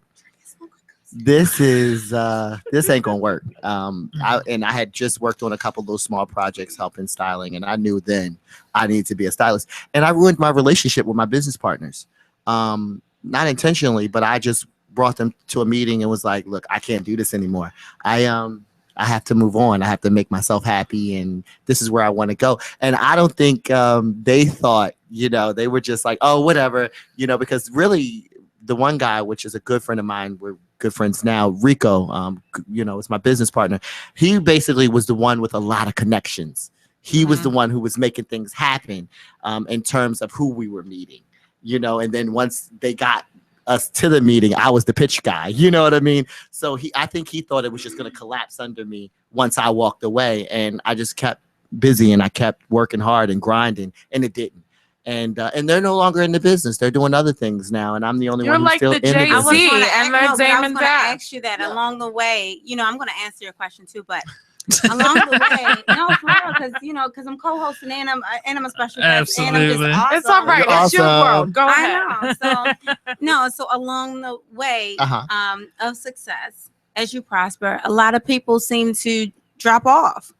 Your friends or your true friends who you thought they were are normally not there anymore along your journey or when you get to the top. So well, I never used the word success. I mean, success means I'm Oprah. I haven't gotten there yet. Success is what you make it. No, it is. But you know what I mean? Like, it has to, I feel like success for me, it has to be on a grandiose level. You know what I mean? And I'm still moving and working towards that. Have I had a great career? Yes, I have had a great career and I'm loving it, but I have so much more to do. But to answer your question, yes, I've seen a lot of people come and go. And that's not just what people I've worked with. Let's look at all the artists over the years who are no longer on the charts. They're not charting anymore. I mean, I met A. Marie, like I said, at that basically we hit it off instantly. Cool. I thought she would be in the game for a long time. Well, she just came out with a book, right? Yeah, and now she's married to someone wildly scene. successful, and she really doesn't have to work, if she doesn't want to. But she's, she's doing her thing. Let's look at Maya. She won a Grammy and everything, and we don't see her on the charts as much as she, we did. Is it because they marry these rich people and just like this? It just seems like everybody now when they just marry these rich people, they just disappear. This goes back to what I said when you said yours have to be on a grandiose level, right? When you say success to me, I can't say, Tina, you're not successful to me because you haven't reached Beyonce level. Because your level could have just been Lauryn Hill. So in your mind, if that's successful to you, then you have been successful. Some people's success story could just be if I can just make it out of high school. A lot of my friends aren't even making it out of high school. And it doesn't have to be grandiose, but it's just appreciative to life and just trying to be comfortable and content in what you're in while others are not. They're always striving for more. Well, I feel you with you. My success is DJ Khaled. Okay, go next. Wait, okay, so I have a really good story to share in reference to this. So when I started, first I'm gonna answer your question. So what made me really want to do comedy is that I was doing a web series and people was like, "Oh, you're so funny. You should be a comedian." My mom told me that all my life. I did stage plays. I did radio. I also had my own radio show. And then one day I just started writing and I was like, I want to be a comedian because I like entertaining people. As a child, I always wanted to be an actress. What was your very first joke? My very first joke. Your very first joke that you said, you know what, I got it. About when I caught my son watching porn. That's one of my favorite ones. That was my very first joke at my very first open mic night. When I asked him for the phone, he wouldn't give me the phone. I fought him over the phone. And when I took the phone, he was like, "Oh yeah, baby. Oh yeah." I'm like, "What is this?" I didn't know it was for free at the time. I was so upset. I was still buying them. But but this is a conversation I had with my son. He said, "Mom, what do you want to do with comedy?" I said, "What do you mean?" He said, "Where do you want it to take you?" And I said, "Well, I want to be on TV." Excuse me. I have a cold. Shortly after that, I got an email from TV One to do their Wild Out Wednesdays episode. So I did that. And so after I did it, they called me back again. I did it. And he was like, "So are you happy now?" And I said, "No." Right. So it depends on when you say you want to be on TV, what do you want? What's your level of success? Because if that was it, I made it. Right. I make nothing. I'm still poor. Like that was not it. So when I say TV, I want to say movie theaters. I want to say my own show. Right. So you speak it into existence. But I got it. Well, you never know. You can have your own show, and you might be the styles producer on the show. On a major network. Right. Please take us with you. Oh, I'm sorry. You don't that have one's to supposed to be on the air. You just take me. Terrible. But I mean, how has, like, for both of you, how has been like your family, your friends, like how have they been throughout this whole road to, to what you say is successful? They sacrifice, they sacrifice, for me, I know, late nights, gone a lot, traveling a lot, holding it down. I remember we were moving into our new place. and I wasn't even in the States. I can't remember where I was, but Chris had to move everything alone. Like I just literally paid the money and was gone, shot off, and so it's sacrifice, but it's worth it at the end because that your partner or whoever is is there for you and that you guys have each other's back. You said, how does it work with family? Well, you especially, you have children. I know, and they're like completely happy, stay home by themselves, feeding themselves. They be having parties, like FaceTime me, Mom, we're okay. I'm like, good job, clean the house. So it really worked out for me because they're so independent. And then, oh, you was waiting for the real answer. That was it. That's the real answer? No, my family is really, really supportive. Okay. Yeah, they love what I do. They truly support it. Yeah. And they don't mind having the kids while I'm on the road. Okay. My mom's a hater. So no, but that's it. Everybody's Do your kids, do they ever watch your stand-up comedy? Do you let them see everything? They don't think I'm funny. What? Why? I have no idea. I was gonna say the same They don't thing. think I'm funny at all. Most of the time, when the same person that whip your ass is never funny. Yeah, after, they don't. Like I Or invited maybe my some of the jokes are about them too. Well, my you know? son just turned 18, and I'm like, you can come to a show. You just can't drink. Right. He said, I don't want to come. I don't find you fun. I see you every day. So no. And it really hurt my feelings. When I first did my first DVD, my oldest son, I shared everything with him. And I'm like, come here. I got my DVD. It's edited. I want you to see it. So he was like, all right, I'll be right back. I'm going to go upstairs. He never came back. Aww. I FaceTimed him. He answered. And he in the car with his friend Dab. And I'm like, I thought she was going to watch the DVD. He said, when I come back from the mall. I said, but this was huge to me. Like, it hurt my feelings. I sent him a picture with tears coming down my face. Crying. Because I was like, look at what you made your mother do. And so it didn't work. He didn't turn around and come back or anything. And still to this day, you haven't seen it. Oh, no. He's a hater, too. Everybody's a hater who's not going to like. Now, did the DVD, did that feature any jokes about him on it? No, they just really don't think I'm funny. Like, they no. So It's funny. But it could be because my first group of jokes were about them. Mm-hmm. So that could have been. I've seen your comedy. I know there's some things you go in on. Like my son thinks I'm hilarious. Like when it's just me and him, he thinks I'm embarrassing when his friends come around. So. But with the comedy, but my son, he's not really a fan of comedy though. Really? No. Oh, wow. And then I have a 17, 18, and 11-year-old.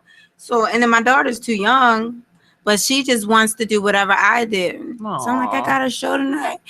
And she's like, oh, I can't wait. Oh, I could be a singer too. I'm like, I don't even sing. So that's how much you're into what I do. But all she sees is pictures of me on stage. So I'm like, she's a hater too because don't you know what I do? Yeah, like anybody who don't know is a hater. So that's sad.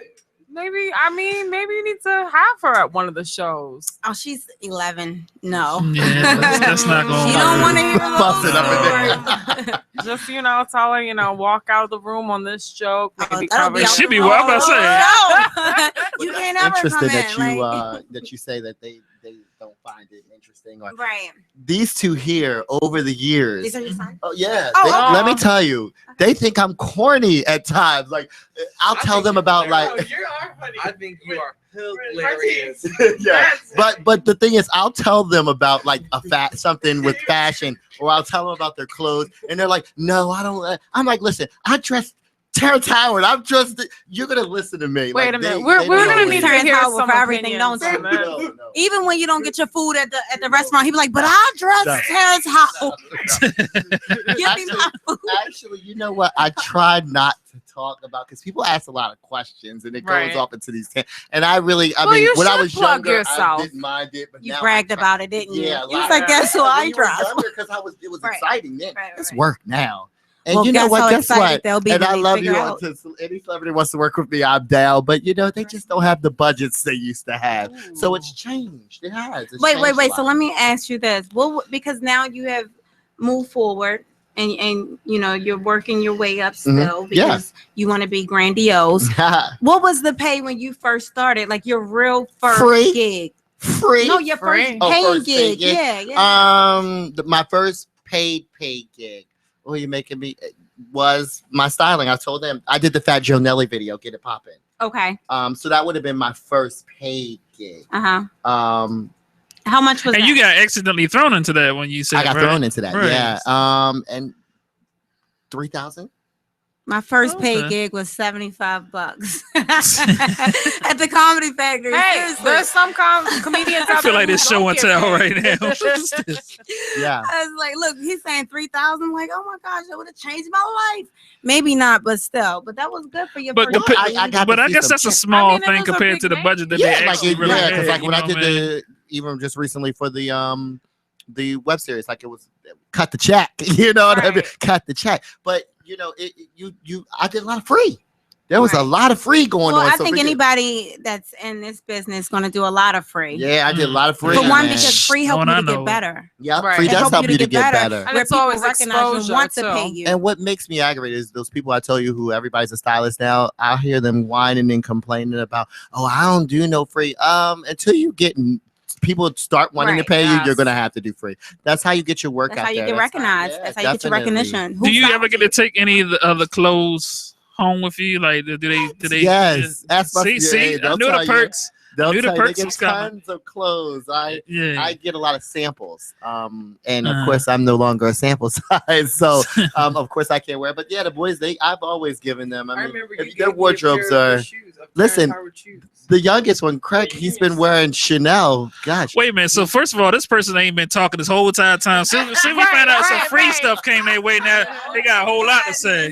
Now, what's going on? I mean, he was like, even with fragrances, I mean, my youngest, he's had a man's toiletry bag since he was about 4 or 5 years old with Wow. colognes and organized. And if you go and see any of his stuff today, he is one of the most organized people. Those things are taught. They're what you teach. Absolutely. And he's organized. Javier, he's a little bit. He just graduated. He graduated from college. He just graduated high school, getting ready to go to college. All right. But he's a little bit more free spirited.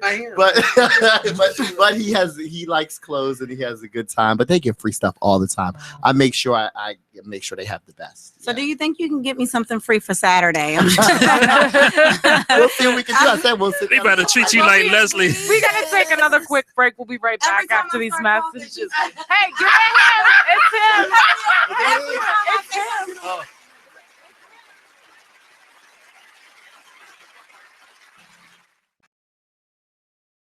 Thank you for tuning in to BeExposedRadio.com. Sit back, relax, and listen to this flashback of the Artist Exchange Radio Show. Football, you basically have a good 10 to 12 years, and that's what it is. Well, you have a lot of people retiring early. It's funny. A lot of me and my alumni from UVA, where I graduated from, one of our fellow Wahoos, he retired yesterday, 32 years old. To Shaw Ferguson, and he's been in the league like 10 or 12 years. So like you said, a lot of guys are making that change on their own now because they're seeing a lot of things from the the concussion movement, Right, stuff the that's been concussion happening. movement. Is not the noun, it's the effects later, because you see different stories of men are in like their 50s and some are committing suicide because of the banging and the voices or the concussions. And Did you see that? I haven't got a chance to see it. But Not the movie, but did you see those effects? I have seen concussions in college where guys have played that whole entire game and didn't realize they was at a football game. Wow. But like before the big emphasis came about whole concussions and what's going on, we was That taught this you just run to the wall. You can't be soft. You shake it off and get back in it. So The wrong attitudes I had. right. It's really internal. Like you really doing damage, not just to your bones, Right. but to your mind. Everything.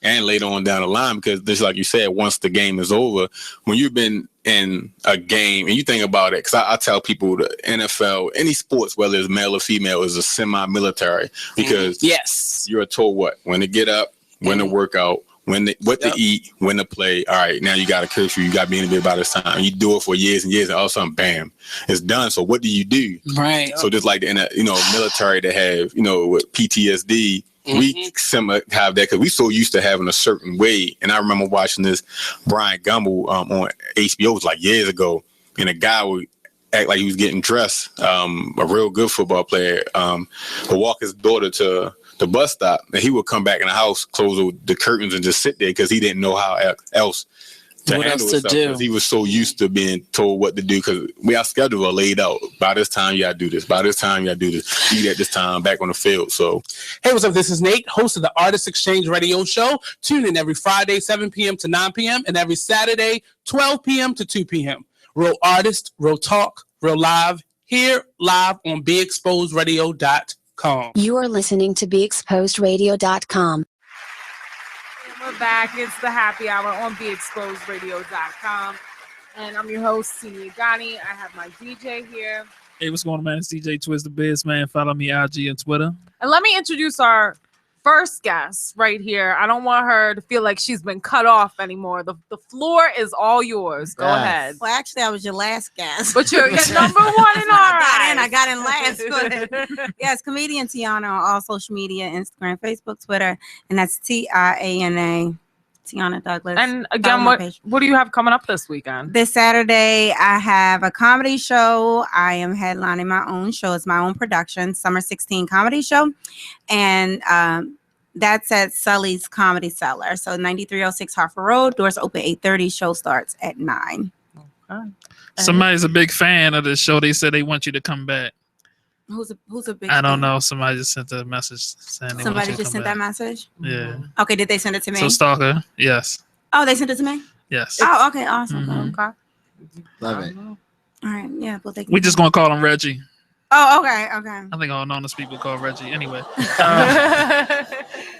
And I'm Martice, and you can find me on social media, Martice Huff on Facebook, Martice_Jamar on Instagram. Yeah, look me out. And you were saying that you live in this area Yeah. still now. So how does that work being like a stylist for the stars? I fly mean, you're everywhere. all over the place. I fly everywhere. I'm gone a lot.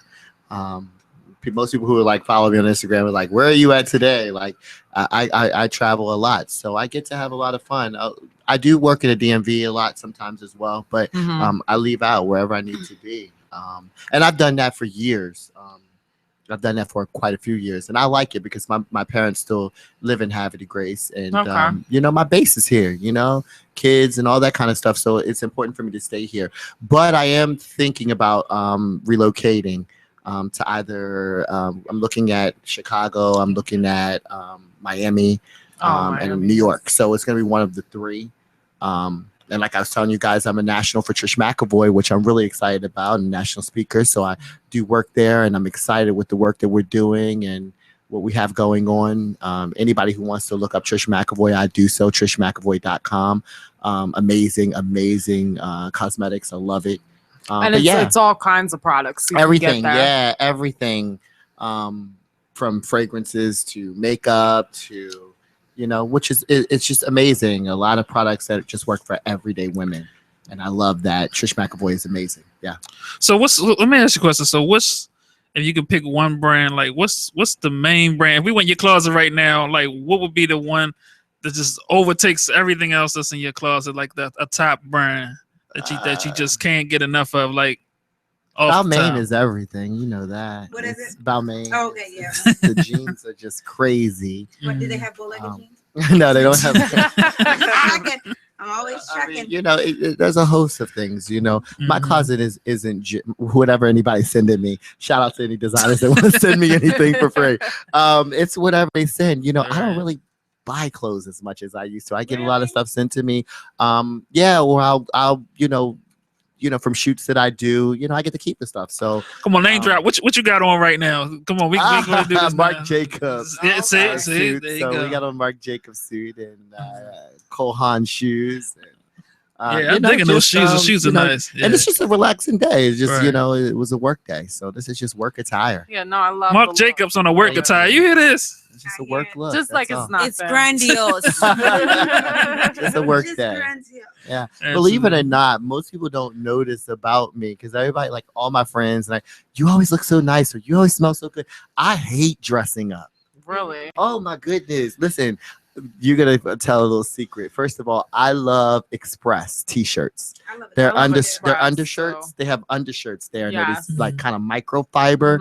And all my friends call me Simon Cowell because I have like maybe about 60 in black alone. That's not the white or the gray I buy a lot of these shirts, and I like to just be in jeans and a t-shirt because when people think of being a stylist as this always looking fly. You're at all these parties. You forget that I also get on my hands and knees and tie people's shoes. Right. You know what I mean? I'm helping people zip up their bra. So it's just like it's not as glamorous all the time. So I like to be chilling and relaxed. It doesn't always have to be about fashion. I'm not one of the people always talk about fashion. What's the latest? But I know the bad thing about it is that even you can't even help it now. Like even when you go out anywhere, you just constantly critiquing like every single time somebody's out there. Like I do nonstop. Have you ever been caught saying something out loud that you shouldn't have? Of course I have. And that's funny. And I've done it from such a young age. I'll never forget. Shout out to my best friend Shannon Ezell Hines. I love you very much. I have to tell this story. I was in 6th grade. You know it's about to be something embarrassing when he say that. Shannon, I love you. Please don't kill me. Jerry Springer, like I love you, right? I was in 6th grade. I just got to middle school, and I told you guys I'm from Haverty Grace. It's a very small school, so everybody knew everyone. I didn't know this girl. I walk up to her. She had on this dress, and she was a darker skinned girl, and she had on brown stockings. Oh. And I walk up to her, and I'm in 6th grade, and I said, you don't need to wear brown stockings. Your legs are already brown.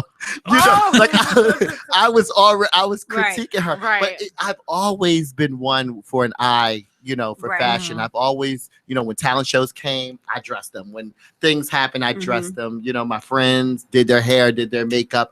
I've never not been a stylist, in my opinion. Right. I've always done this. It's not something that I just decided one day. That's why it was easy for me to walk away from casting. Well, we're almost at the end of our show. Sure. So final thoughts from both of you, just kind of what you want to leave people with. You have the floor. You go first. Yes.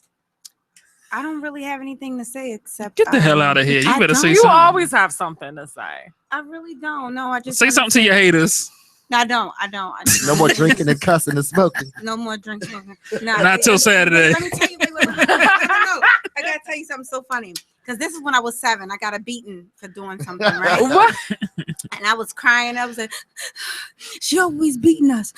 When I get older, I'm not going to beat my kids. I'm going to let them drink, smoke, and cuss and do whatever they want. So when I had my kids, my mother was like, so are you going to let them drink, smoke, and cuss? It's so funny as a child what you want to do or what you say you're going to do. And this is the thing. I got beatings when I was younger, and I kind of like despised my mother. I didn't beat my kids. My kids aren't terrible, but they did a lot of what we couldn't do because we got beatings for everything. But so I'm going to say beat your kids. Just don't support these views, the happy hour, and be exposed. But hey, what about that lady who got locked up for taking that switch down for beating her kids? That was crazy. Okay, let me stop talking so they won't cut us off. Go ahead. Well, they will. I think I just want to leave. Don't forget what your carbon copy is. Make a difference in the world. We all trying to get out here and we grinding, we trying to win. But there's a generation out here who needs us. We need to do more mentoring. We need to be there for our people. I mean, there's a lot going on in the world. Get informed, get involved. Those things are very important. Pray for Baltimore. Pray for Baltimore. Absolutely. The city could use all the prayers it can get, and not just this city, every major city across the U.S. We're seeing a revolution happening before our eyes. I don't really think that we're taking it in the way it really is unfolding, and it's getting deeper and deeper by the minute and days and time. So I just say, get out there and make a difference. Show people that let your light shine. Be the best you. I definitely you guys are both from the DMV area and you're doing such positive things, which is really big, which I love both of your spirits. You're definitely two very positive people. Even when you're talking about haters, you're still very positive. Haters need love too. Haters need love too. Haters, they motivate you. Yes, Thank you so much, Tina. I think you're awesome too. Thank you for having me on the show. Twizz is my favorite DJ. I'm so upset but they're gonna cut me off because cut her off. Thank you so much for having me. Thanks again. Definitely check both of these guys out. Yeah.